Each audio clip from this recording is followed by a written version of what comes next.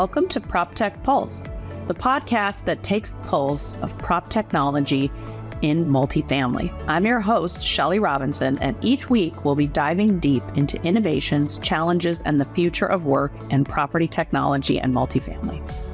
From AI-driven property management to blockchain and real estate, we're here to explore how technology is reshaping the way we live, work, and invest in multifamily communities.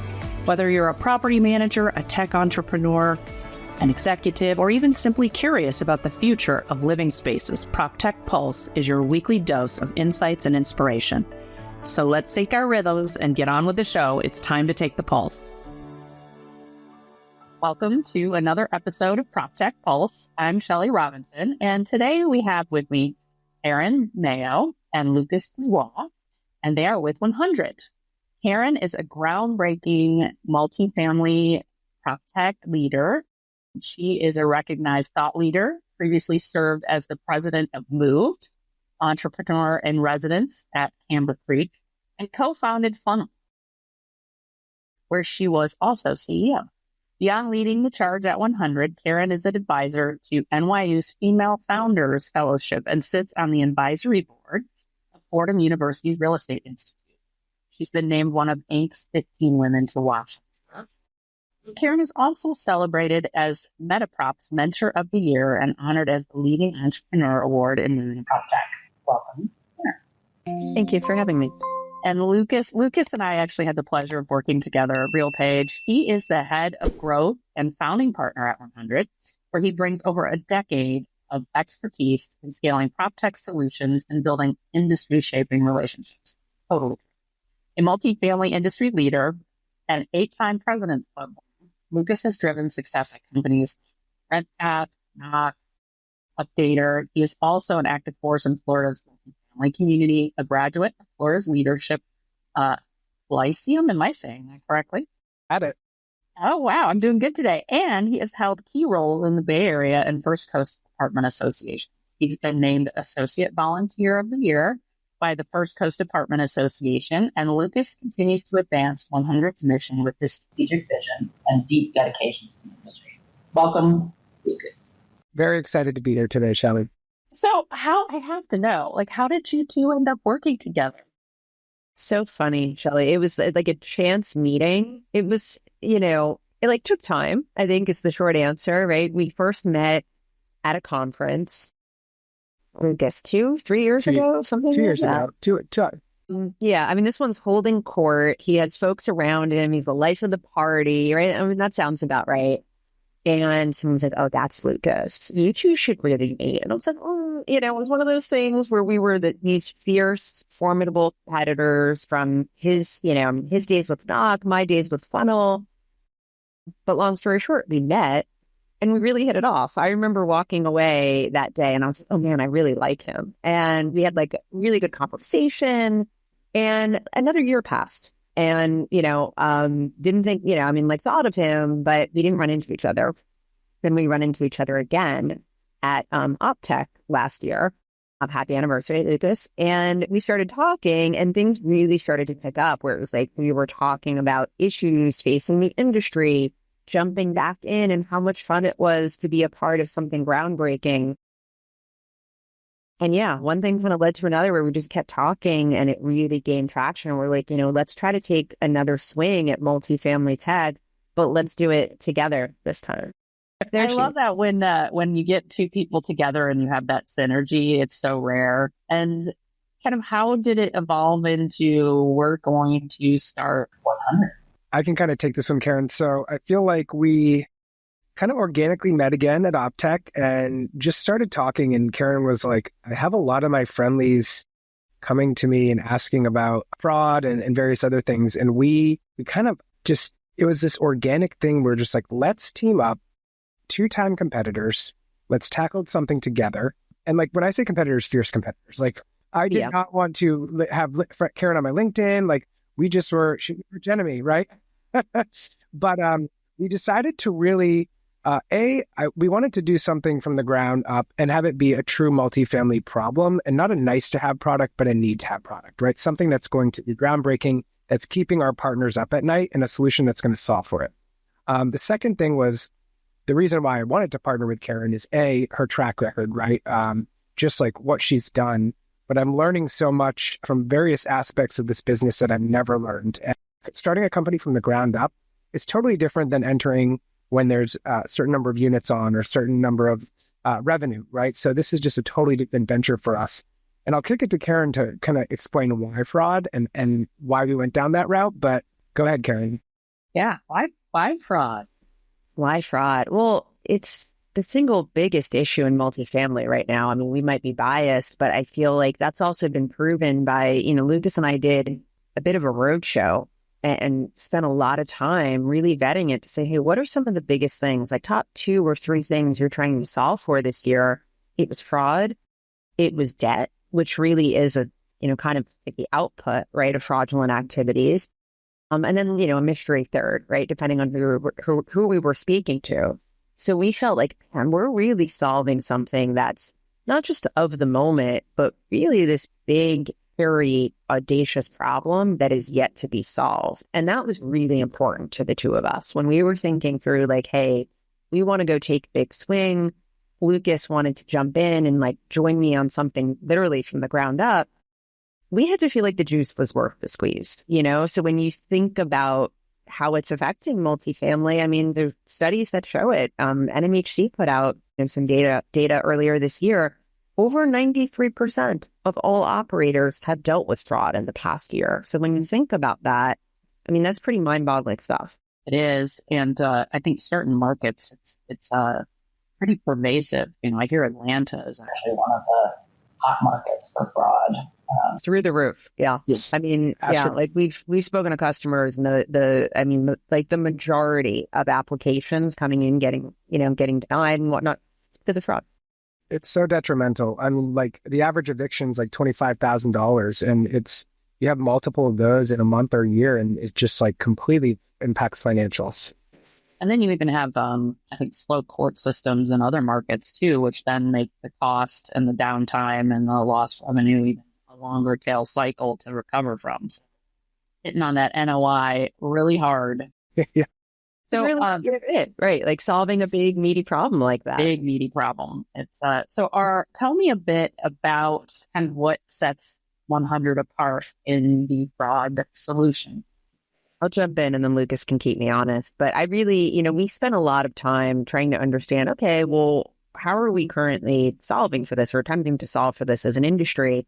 And we heard a lot of fragmentation. Oh, I have this solution for that. This solution for that.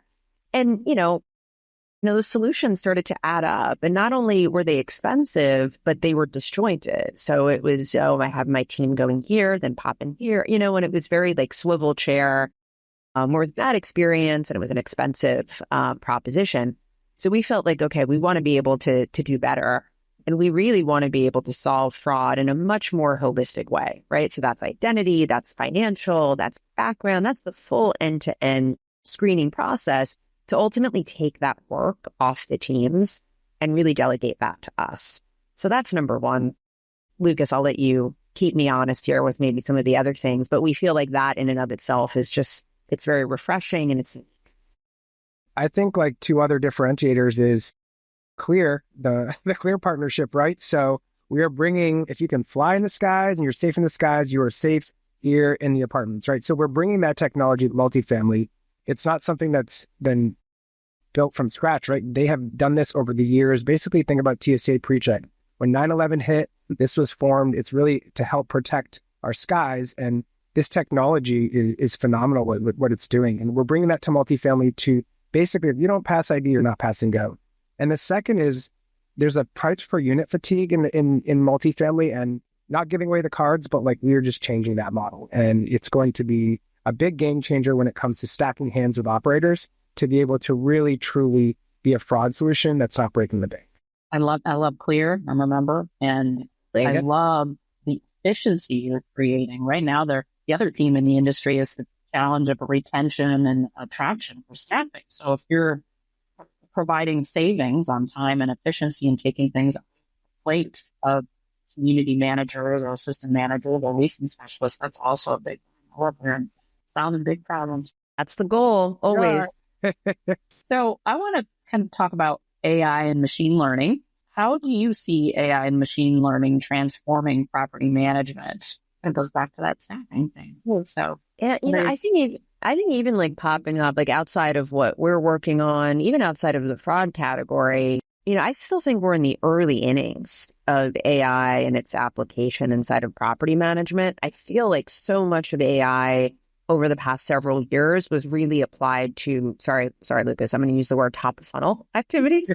Really that marketing, that sort of lead gen, answering questions, more of that like AI chatbot. I feel like that was the initial use case. And that's wonderful and that's great.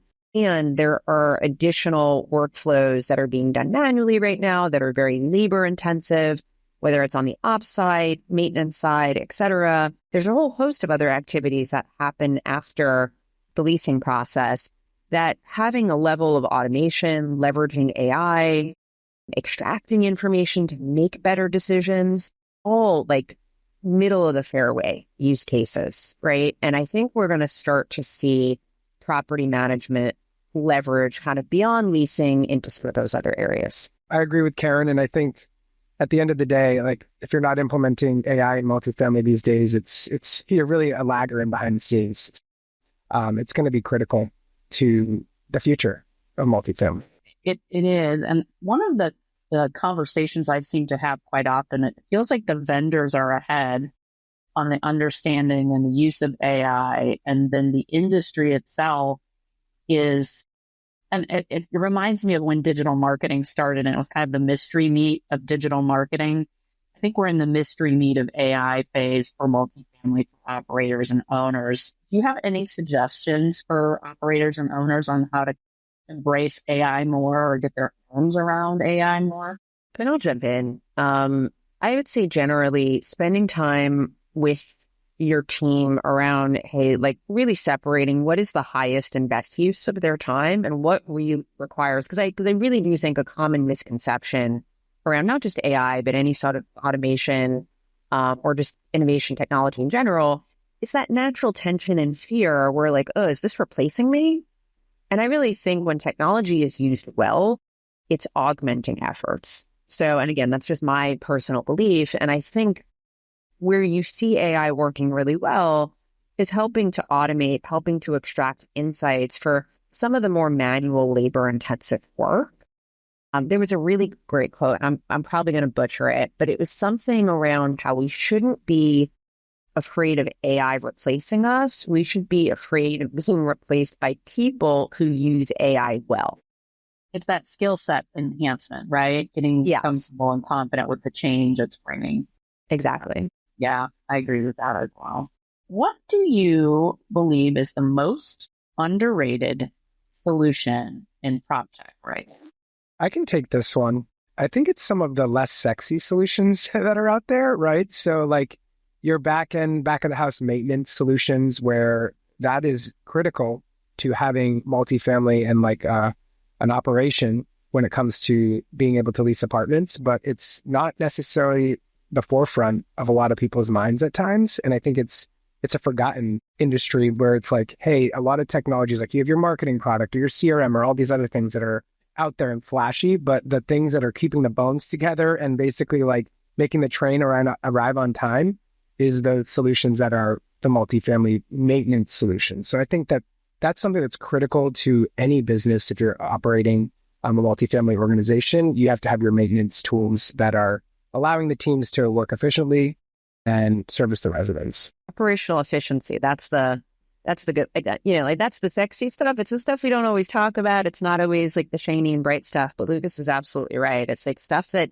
is driving efficiency, driving productivity can often get overlooked, but it does. And maintenance too sometimes gets overlooked, like they won't adopt it. But I think anything you can explain the why on really helps drive making their lives easier or even enhancing their ability to get their jobs done in a more efficient way. They work so hard. It's helpful. On that topic, the next question is actually, what are the biggest challenges in adopting new technology in multifamily?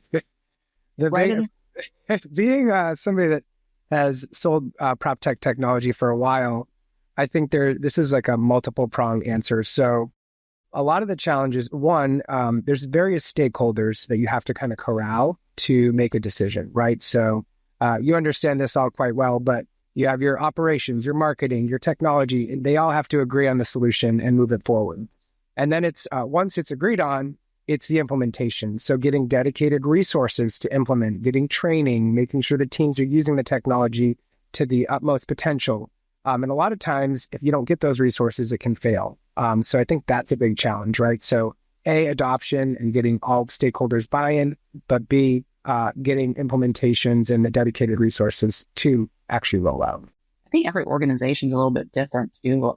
Our industry, some organizations have a whole department that works on change. Some don't. Some have a department where software is rolled out by kind of the ancillary services, and the other one it's rolled out by the tech team. So it's like understanding all of the different landscapes of each of these firms as well presents unique implementations and onboarding. Yeah, too. That is so true. I think you find too sometimes site teams can handle so much change in a year, and sometimes that's also not necessarily factored into planning from the company. Yes. And I feel like a lot of times the site teams almost have a PTSD too, when you have this solution that is provided and it's failed and it's just basically epically failed. And they have a wall that is up that they're like, we're not doing this. We don't want any more new technology. And a lot of times these positions are transient and there's a lot of turnover. So by adding and stacking on new things, it really can be overwhelming. So I think that's why you have to be strategic about what you're rolling out, when you're rolling out, and dedicating resources to it. I would imagine the site teams, when they hear you're taking things off of their plate, that's like a quick hit win. Well, and I think that speaks, Shelley, to exactly, when we talk about why fraud, Lucas and I really wanted to solve a big problem, right? Audacious problem, but one where there was pain, like at the corporate level, the on-site level, where there was just pain that we could ideally address. And ideally, it was something that wasn't a nice to have. It was something where it's like, maybe we need to solve for this, because to Lucas's point, to your point, that's how you get buy-in. If you're solving something where there's immediate relief and its stack ranks really, really highly, like on the priority list, it's easier to get buy-in internally across the organization. Totally. And it's so comfortable for these leasing agents, right? Like these delivering like a denial decision to somebody they just toured, or basically having to be underwriters. It's like, let's shift this off of their plate. Let's let the experts do it and let them lease or get renewals or the stuff that they're experts at that is a more comfortable, fluffy conversation than those difficult ones that you're having to do when it comes to fraud. You're removing friction from that relationship as well, right? It's not in their hands. It's not their decision. They can focus on service. I love this model. Really. I love that you use that word, because we use it a lot internally. It's like balancing fraud and friction, and it's how do we deliver things, solutions that are fraud proof, frictionless. How do you balance those two things? What is one PropTech tool you can't live without? So this is a unique conversation, seeing as we do sell PropTech technology. So we're not necessarily using a lot of the PropTech tools. We're using a lot of tools from FinTech and like all these other tools.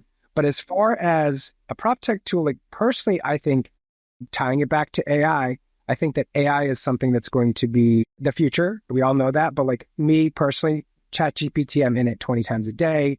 It's helping me do various items, from like finding directions to where the ketchup is in a grocery store to actually like helping me construct an email. So I think that is going to be something that's critical to any of these other PropTech technologies, is having some component of AI and reducing the friction, tying it back to what we just said.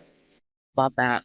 I totally agree with that. It's interesting too. I would say I use Claude quite a bit, and Claude is my Google search. I do all my research in Claude. I don't go to Google anymore. Everything's done in there. And even when I write now, I just free think and free write without any worry about spelling, typing, grammar, or anything else. And I'm like, help me clean this up and organize my thoughts, because I Totally. all over the place when I write. And it's made a world of difference for me as far as efficiency and output, but still authentic in my voice.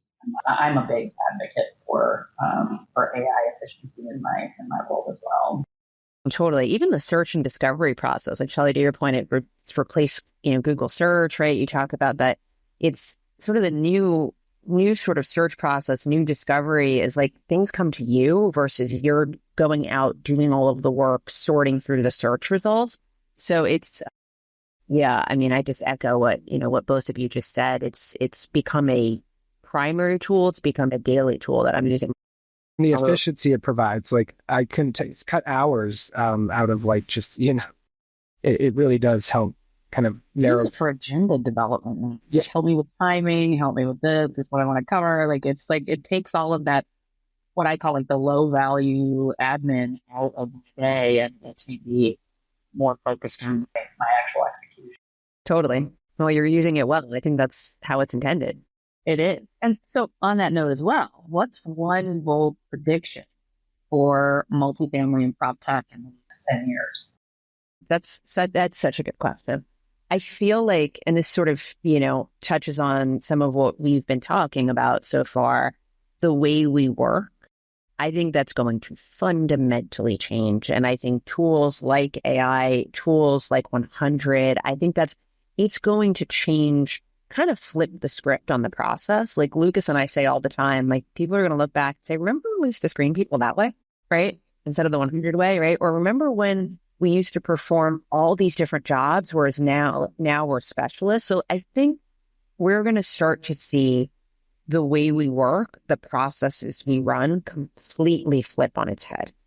And I think we're going to, this may or may not be a bold prediction, but I think we're going to see a lot of, remember when we used to do blank? Oh, that's a good one. Oh, we don't do that anymore. Yeah. We don't do that anymore. I think we're fundamentally going to, I mean, it's very difficult to change behavior, change processes, but I feel like there's a lot of pain that's been seeded and a lot of pain like kind of percolating under the surface where we're almost forced to change, where that pull factor is there. And I think we're going to see a lot of that. I am wondering, like, when I started in the industry, and we are going to leave the year out of it, but I had all the time in the world as a property manager to really be present with residents. And so for me, it's like, how do we, whether that's virtual or in person, how do we free up and simplify and give back time in what has become a really complicated job? And it is, it's a hard job as a property manager and a site team. And to me, it's like, I would love for our industry to really focus things that really simplify and free up the time to really be service and high value resident experience. Those soft skills being used more rather than tied down in administration. Yeah. Great. It's reducing all the manual input, right? And back to basics almost, where it comes to like, obviously higher resident retention when it comes to really cultivating those relationships with your residents. So I think we can get rid of the minutia, get rid of all of the manual processes, automate a lot of it, and focus that time on engaging with your residents and cultivating experiences with your residents. That will. All right. What advice would you give to multifamily professionals? Embrace the change, prepare for the change, because like I think going back to what Lucas said previously around, talking about change management, it's so important to get wide buy-in within an organization. I would say embrace the change, but be very surgical about what you're going after. Because Shelley, to your point, right, where you have teams who are overwhelmed with there's been too much this year, I would say you can really get broad buy-in within an organization if you're really surgical and thoughtful about here are the things over the course of the next year, right, that we're really going to focus on and we're going to make sure we nail them. I think it'll become easier to kind of galvanize an organization to say, hey, we're layering on this tool, or hey, we're swapping this, so you really know what the North Star is. So maybe it's not so much embrace the change, but really like focus the change on a couple of core like must-have areas. Prioritize what would really have the biggest impact. Yeah. Yeah. Mine is more like capitalize on your network. So you're tethered to all these various like individuals in multifamily, and they're probably going through the same problems or implementing the same technologies or other technologies. Capitalize, use them, brainstorm, understand what they're doing that's working and not, understand they're probably having the same problems as you. So I have done that in my professional career, and it's catapulted me to a different level, I feel like, just because I have this network of folks that are going through the same thing, but I can learn from their experiences. So that's really good advice. lean on your industry crew. We love them. Yeah. Totally. Last question for me today to ask you both is what's in store for you both in this next year at 100? My God, we're just getting started, Shelley. It's like, I feel like we're going 100 miles an hour, literally and figuratively, 100. But I feel like we're accomplishing things in weeks that, like, frankly, I think for both of us took us months or years. So the best is yet to come. I think you're going to see, team, product, customer announcements, exciting developments. Buckle up. We're just getting started. Yeah, we are ready to unleash. We all have fires in our bellies, and we have an amazing advisory board that we've stacked hands with, and we just are. The best is yet to come. I'll say, the best. I love it. I'm really excited that I had you both on the podcast today, and I know our listeners are going to want to know more. So we'll be sure to tag you in the post as we do it, and of course, they're available on Spotify and Apple and on the website. But thank you so much for your time and for joining the podcast. Look forward to hearing about your success. I'll be back next year. Thanks, Shelley. We really appreciate it. Thank you. Thank you so much for having us. It's been great. And that wraps up another episode of PropTech Pulse. I hope this conversation has given you valuable insights and perhaps even sparked some ideas for your own PropTech journey.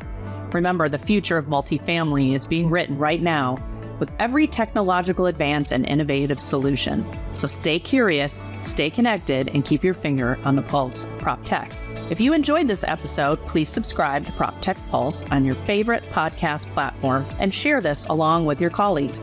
You can also find us on social media for bite-sized insights and updates. I'm Shelley Robinson, and until next time, let's keep innovating, disrupting, and keep pushing the boundaries of what's possible in PropTech and multifamily.